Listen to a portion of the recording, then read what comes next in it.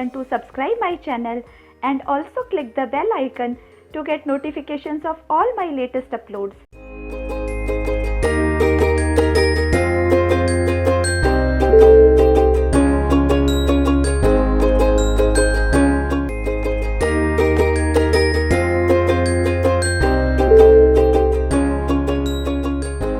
Hello everyone, welcome to my channel. इस video में हम इंटीजर्स की एक्सरसाइज 1.4 डिस्कस करेंगे, जिसमें हम डिवीजन ऑफ इंटीजर्स के बारे में पढ़ेंगे। आइए शुरू करते हैं exercise 1.4। Question number 1, evaluate each of the following. Part A, -30 divide by 10।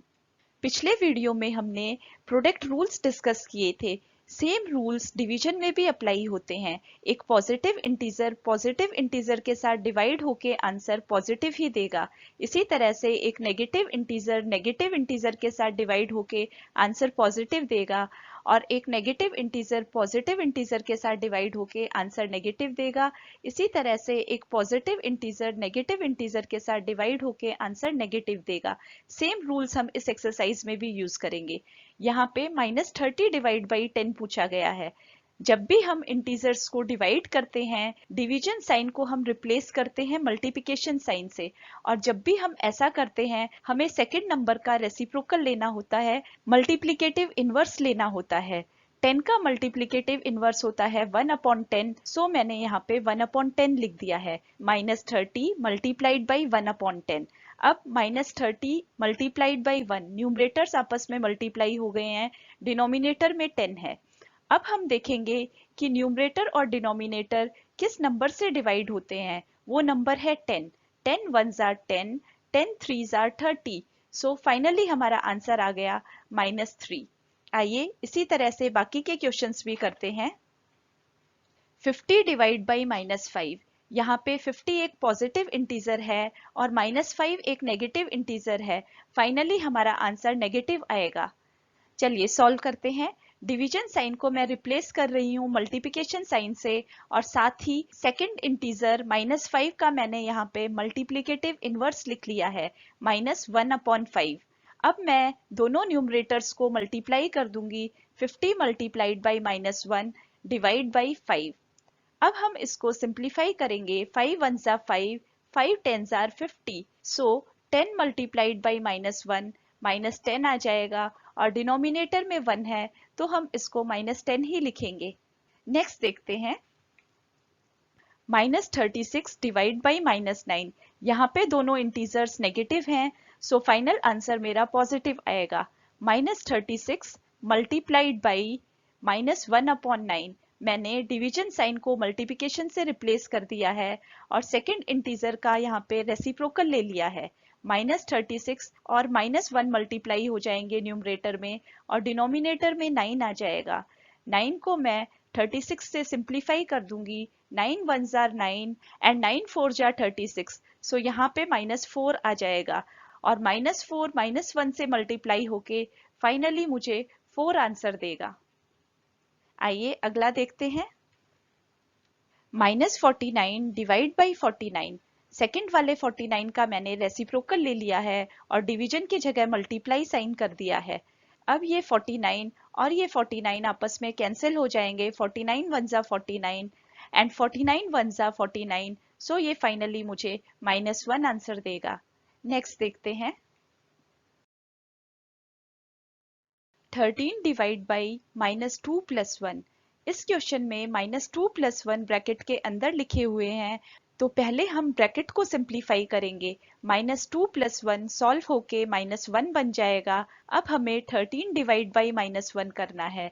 Division की जगह मैंने मल्टीप्लाई साइन यूज किया है, और यहाँ पे मैंने -1 का रेसिप्रोकल लिखा है। अब इसको सिंप्लीफाई करने पे 13 मल्टीप्लाइड बाई -1 -13 आ जाएगा। इस क्वेश्चन में 0 डिवाइड बाई -12 है। डिवीजन की जगह मैंने मल्टीप्लाई साइन यूज किया है, और -12 का रेसिप्रोकल -1/12 लिख दिया है। 0 मल्टीप्लाइड बाई एनी नंबर 0 होता है।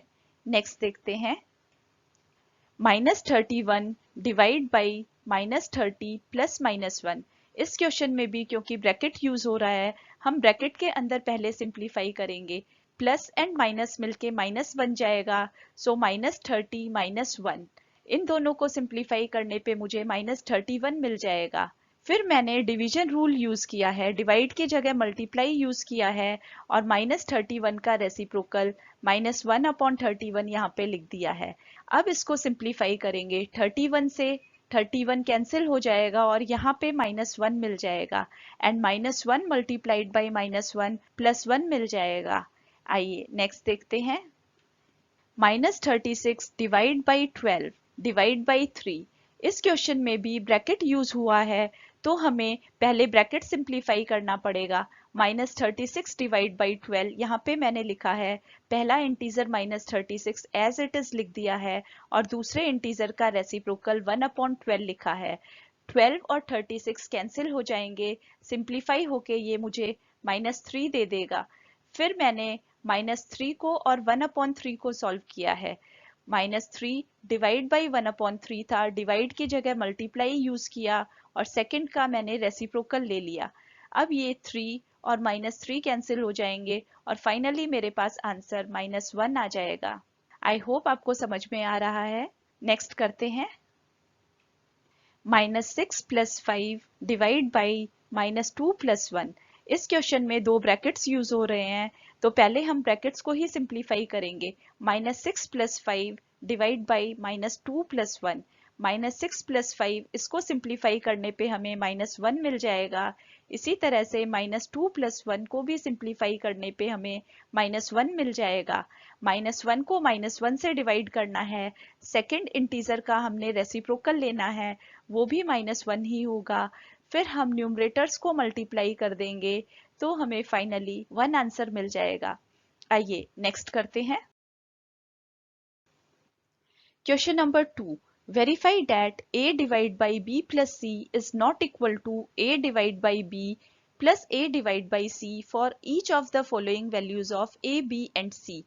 ये डिस्ट्रीब्यूटिव प्रॉपर्टी है। डिस्ट्रीब्यूटिव प्रॉपर्टी मल्टीप्लिकेशन के लिए तो वैलिड होती है, लेकिन डिवीजन के लिए वैलिड नहीं होती है।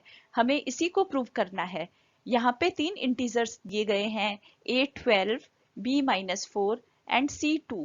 इसमें हम लेफ्ट हैंड साइड सिंप्लीफाई करेंगे और राइट हैंड साइड भी सिंप्लीफाई करेंगे, फिर दोनों आंसर्स को कंपेयर करते हैं। ये मैंने प्रॉपर्टी लिख दी है। ये इंटीजर्स की वैल्यू हमें गिवन है, इन वैल्यूज को LHS में पुट करते हैं। a की प्लेस में 12 लिख दिया है, b की प्लेस में -4 और c की प्लेस में 2। अब हम इसको सिंप्लीफाई करेंगे। ब्रैकेट के अंदर सॉल्व करने पर -4 + 2 हमें -2 वैल्यू देगा एंड 12 डिवाइड बाई -2 यहाँ पे मैंने किया है 12। फिर मल्टीप्लिकेशन साइन यूज करेंगे, फिर हम -2 का रेसिप्रोकल लिखेंगे -1/2, यहाँ पे मैंने लिख दिया है। अब हम ये प्रोडक्ट फाइंड आउट करेंगे, 2 1 2 एंड 2 6 12। सो फाइनली ये हमें -6 आंसर दे देगा। इसी तरह से RHS में हम वैल्यूज पुट करेंगे, 12 divide by -4 plus 12 divide by 2। Brackets को सिंप्लीफाई करना है। डिवीजन को सॉल्व करने के लिए यहाँ पे मैंने मल्टीप्लाई का साइन यूज किया है और सेकंड इंटीजर का रेसिप्रोकल ले लिया है। इसी तरह से इस वाले में, सेकंड वाले में 12 डिवाइड बाई 2 मैंने डायरेक्टली लिख दिया है, 6 आता है। अब फर्स्ट वाले को सिंप्लीफाई करेंगे, ये कैंसिल हो जाएगा, 4 1 4 एंड 4 3 12। 3 -1 से मल्टीप्लाई होके -3 देगा और उसमें हम 6 ऐड कर देंगे, जिससे मुझे 3 आंसर मिल जाएगा। अब दोनों आंसर्स को अगर हम कंपेयर करें तो पहले वाले में -6 आंसर आता है और दूसरे वाले में 3 आंसर आता है। ये दोनों आंसर्स बिल्कुल अलग हैं। Left hand side is not equal to right hand side, hence verified. इस क्वेश्चन में हमें नॉट इक्वल ही वेरीफाई करना था। आइए पार्ट बी करते हैं। पार्ट बी गिवन, ये मैंने प्रॉपर्टी लिख दी है, a divide by b, b plus c is not equal to a divide by b plus a divide by c। ये हमें वेरीफाई करना है। Putting the given values in LHS, left side में हमने वैल्यूज रखनी है। a की place में मैंने -10 लिखा है, b की प्लेस में 1 और c की प्लेस में 1। 1 + 1 ऐड होके 2 बन जाएगा, -10 को हम 2 से डिवाइड करेंगे और ये मुझे 5 आंसर देगा। इसी तरह से हम राइट हैंड साइड में भी वेरीफाई करेंगे। राइट हैंड साइड में वैल्यूज रखने पर -10 डिवाइड बाई 1 हो गया, प्लस -10 डिवाइड बाई 1, -10 को 1 से डिवाइड करने पे -10 मिलेगा। इसी तरह से दोबारा से -10 को 1 से डिवाइड करने पे -10 मिलेगा, और इन दोनों को सिंप्लीफाई करने पे हमें -20 मिल जाएगा। Since LHS is not equal to RHS, यहाँ पर भी LHS और RHS इक्वल नहीं है। एक केस में -5 मिल रहा है और दूसरे केस में -20 मिल रहा है। हमारी आइडेंटिटी वेरीफाई हो गई। Fill in the blanks. In blanks को सिंप्लीफाई करते हैं। 369 को हम किससे डिवाइड करें कि 369 ही मिले। हमारा आंसर पॉजिटिव है और एक इंटीजर पॉजिटिव है तो दूसरा भी पॉजिटिव ही होगा। 369 को अगर मैं 1 से डिवाइड करूंगी तो मुझे 369 मिलेगा। बी पार्ट में -75 है, इसको मैं किससे डिवाइड करूं कि -1 आंसर आ जाए। एक इंटीजर -1 दिया हुआ है तो दूसरा मुझे पॉजिटिव ही लेना पड़ेगा, और मेरे को आंसर -1 चाहिए तो वो पॉजिटिव इंटीजर होगा 75। -75 को अगर हम 75 से डिवाइड करेंगे तो मुझे आंसर -1 मिलेगा। सी पार्ट करते हैं। -206 divide by dash is equal to 1।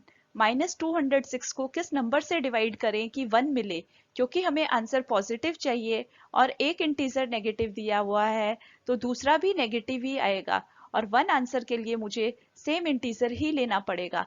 -206 को 206 से डिवाइड करने पर आंसर 1 आएगा। इसी तरह से डी पार्ट करते हैं। -87 divide by dash is equal to 87। मुझे पॉजिटिव आंसर चाहिए तो इंटीजर मुझे यहाँ पे नेगेटिव लेना पड़ेगा और वो इंटीजर होगा 1। -87 को -1 से डिवाइड करने पर मुझे प्लस में 87 मिलेगा। इसी तरह से ई पार्ट देखते हैं।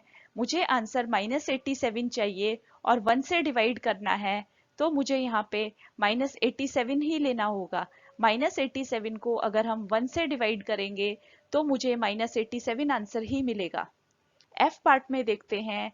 Dash divide by 48 is equal to -1। मुझे -1 आंसर चाहिए, एक पॉजिटिव है तो मुझे यहाँ पे नेगेटिव लेना पड़ेगा, और क्योंकि मुझे 1 आंसर चाहिए तो ये -48 लेना पड़ेगा। -48 को 48 से डिवाइड करने पे मुझे -1 मिल जाएगा। 20 divide by dash is equal to -2। मुझे माइनस में आंसर चाहिए, एक पॉजिटिव है तो मुझे ये नेगेटिव ही लेना पड़ेगा। 20 को किस नंबर से डिवाइड करूं कि 2 बन जाए, तो वो नंबर होगा 10। 20 को मैं -10 से डिवाइड करूंगी तो मुझे -2 मिल जाएगा। एच पार्ट करते हैं। इसमें मुझे किसी इंटीजर को 4 से डिवाइड करना है तो मेरा आंसर -3 आना चाहिए। ऑब्वियसली मुझे यहाँ पे नेगेटिव इंटीजर लेना होगा और वो नेगेटिव इंटीजर होगा 12, क्योंकि -12 को अगर मैं 4 से डिवाइड करूंगी तो मुझे -3 मिल जाएगा। नेक्स्ट देखते हैं। Write 5 pair of integers a and b such that a divided by b is equal to -3. One such pair is 6, -2 because 6 divided by -2 is equal to -3.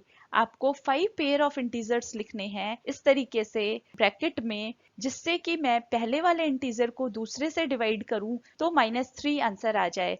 एक एग्जांपल यहाँ पे दिया हुआ है 6, -2। इसमें पहले इंटीजर 6 को मैं जब 2 से डिवाइड करती हूँ तो -3 आंसर आता है। 5 एग्जाम्पल्स यहाँ पे मैंने शेयर किए हैं, आप इससे भी ज्यादा बना सकते हैं, क्योंकि ऐसे इनफाइनाइट पेयर्स पॉसिबल हैं जिसमें दो इंटीजर्स को डिवाइड करने पे -3 आए।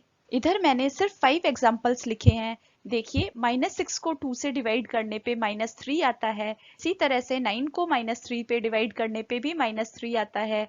-9 को 3 से डिवाइड करने पर भी -3 आता है। 12 को 4 से डिवाइड करने पर -3 आता है एंड -15 को 5 से डिवाइड करने पर -3 आता है। ऐसे ही 3 के मल्टीपल्स आप कुछ भी लिख सकते हैं, जैसे कि मैंने लिखा 27। 27 को मैं किससे डिवाइड करूं तो मेरा आंसर -3 आए, तो ऑब्वियसली मुझे एक नेगेटिव इंटीजर लेना होगा और वो नेगेटिव इंटीजर होगा 9। इसी तरह से 3 के मल्टीपल्स लेकर आप इनफाइनाइट आंसर्स निकाल सकते हैं। 3 का एक और एग्जांपल लेती हूँ 18 को मैं किससे डिवाइड करूं कि मेरा आंसर -3 आ जाए। ऑब्वियसली क्योंकि 18 पॉजिटिव इंटीजर है तो मुझे इसे किसी नेगेटिव से ही डिवाइड करना होगा। 18 को अगर मैं -6 से डिवाइड करूंगी तो -3 आ जाएगा। इस तरह से आप बहुत सारे बना सकते हैं। आइए नेक्स्ट देखते हैं। Question number 5. The temperature at 12 noon was 10 degrees above zero. If it decreases at the rate of 2 degrees Celsius per hour until midnight, at what time would the temperature be 8 degrees Celsius below zero? What would be the temperature at midnight? इस question में हमें एक condition दी हुई है 12 नून पर एक कमरे का टेम्परेचर 10 डिग्रीज अबव जीरो है। इसका मतलब +10 डिग्री सेल्सियस है और ये 2 डिग्री सेल्सियस की रेट से डिक्रीज होता है मिडनाइट तक और हमें वो टाइम निकालना है जब टेम्परेचर -8 डिग्री सेल्सियस हो जाएगा। आइए देखते हैं। यहाँ पर मैंने एक नंबर लाइन बनाई है जो कि टेम्परेचर को रिप्रेजेंट करती है। The temperature at 12 Noon was +10 degree Celsius. मैंने यहाँ से स्टार्ट किया है। उसके बाद टेम्परेचर 2 डिग्री सेल्सियस हर घंटे डिक्रीज हो रहा है। पहले 10 था, 1 घंटे के बाद वो टेम्परेचर 8 हो जाएगा और फिर 1 घंटे के बाद वो टेम्परेचर 6 हो जाएगा, फिर 1 घंटे के बाद 4 हो जाएगा, फिर 1 घंटे के बाद 2 हो जाएगा और फिर 1 घंटे के बाद 0, फिर 1 घंटे के बाद -4, फिर 1 घंटे के बाद -6 और फिर 1 घंटे के बाद -8। ये फाइनल टेम्परेचर हो जाएगा। -8 फाइनल टेम्परेचर है। देखिए ये 1 है, ये 2, ये 3, ये 4, ये 5, ये 6, ये 7, ये 8, ये 9। इस प्रकार हमें टोटल 9 आवर्स लगे हैं। हम सिर्फ नंबर लाइन से भी इसको सॉल्व कर सकते हैं, लेकिन यहाँ पे मैंने कंप्लीट सॉल्यूशन लिखा है। इसका मेथड देख लेते हैं। The temperature decreases 2 degree Celsius in 1 hour. 1 घंटे में टेम्परेचर 2 डिग्री सेल्सियस डिक्रीज हो रहा है। So the temperature decreases 1 degree Celsius in 1.5 hour. आधे घंटे में 1 डिग्री डिक्रीज हो रहा है। सो टेम्परेचर को 18 डिग्रीज डिक्रीज होना है क्योंकि टेम्परेचर हमें +10 में दिया हुआ है और फाइनली जो टेम्परेचर रीच हो रहा है वो -8 है। 0 तक अगर हम मूव करते हैं तो 10 डिग्रीज हो रहा है, फिर 0 से -8 तक पहुंचने के लिए 8 डिग्रीज चाहिए। सो 10 और 8 मिलकर 18 डिग्रीज बन जाते हैं और ये हमें 9 आवर्स देता है। सो टोटल टाइम जो है वो 12 नून में हम 9 आवर्स ऐड कर देंगे, ये हो जाएगा 21 आवर्स। और इसको अगर हम काउंट करें सो 9 PM ऐसा टाइम होगा जब टेम्परेचर -8 डिग्री सेल्सियस हो जाएगा। Thus, the 9 PM, the temperature would be 8 degrees Celsius below 0 degrees Celsius. I hope आपको दोनों मेथड समझ में आ गए होंगे। आइए अगला क्वेश्चन देखते हैं। In a class test, +3 marks are given for every correct answer and -2 marks are given for every incorrect answer and no marks for not attempting any question. Radhika scored 20 marks. If she has got 12 correct answers, how many questions has she attempted incorrectly? आइए इसको solve करते हैं। Solution देखते हैं। Radhika scored 20 marks. Radhika को इस class test में 20 marks मिले हैं। हर करेक्ट आंसर के लिए +3 और हर इनकरेक्ट आंसर के लिए -2। हमें ये भी गिवन है कि राधिका ने 12 करेक्ट आंसर्स दिए हैं। हमें ये बताना है कि उसने कितने क्वेश्चंस इनकरेक्ट किए हैं। आइए सॉल्यूशन देखते हैं। इधर मैंने गिवन लिख दिया है। Marks given for 1 correct answer. एक करेक्ट आंसर के लिए 3 मार्क्स हैं और उसने 12 करेक्ट आंसर्स दिए हैं। सो 3 मल्टीप्लाइड बाई 12 उसको 36 मार्क्स मिल जाएंगे। लेकिन राधिका का टोटल स्कोर 20 मार्क्स है। So the marks obtained for incorrect answers निकालने के लिए हम टोटल स्कोर में से करेक्ट मार्क्स को सब्ट्रैक्ट कर देंगे। सो इनकरेक्ट आंसर्स के लिए उसे -16 मार्क्स मिलते हैं और एक इनकरेक्ट आंसर के लिए -2। इन दोनों को डिवाइड करने पे हमें नंबर ऑफ इनकरेक्ट आंसर्स मिल जाएंगे। -16 को 2 से डिवाइड करने पे मुझे 8 मिल गया। तो Radhika has attempted 8 incorrect questions. आइए अगला देखते हैं। इसी क्वेश्चन का second part. Mohini scores -5 marks in this test. Mohini को इस टेस्ट में -5 मार्क्स मिले हैं। Though she has got 7 correct answers. उसने 7 करेक्ट आंसर दिए थे, फिर भी उसके मार्क्स नेगेटिव हैं। कितने क्वेश्चंस ऐसे हैं जो उसने इनकरेक्टली अटेम्प्ट किए हैं। आइए सॉल्यूशन देखते हैं। सेम तरीके से हम सॉल्व करेंगे। मोहिनी ने 7 करेक्ट आंसर्स दिए थे और हर करेक्ट आंसर के लिए उसको +3 मिल रहा था। सो 7 मल्टीप्लाइड बाई 3 21 आ गया, लेकिन मोहिनी का स्कोर -5 है। सो इनकरेक्ट आंसर के मार्क्स निकालने के लिए हमें -5 में से -21 करना पड़ेगा और ये आ जाएगा -26। -26 इनकरेक्ट आंसर्स का स्कोर है और एक इनकरेक्ट आंसर के लिए -2 मिलते हैं।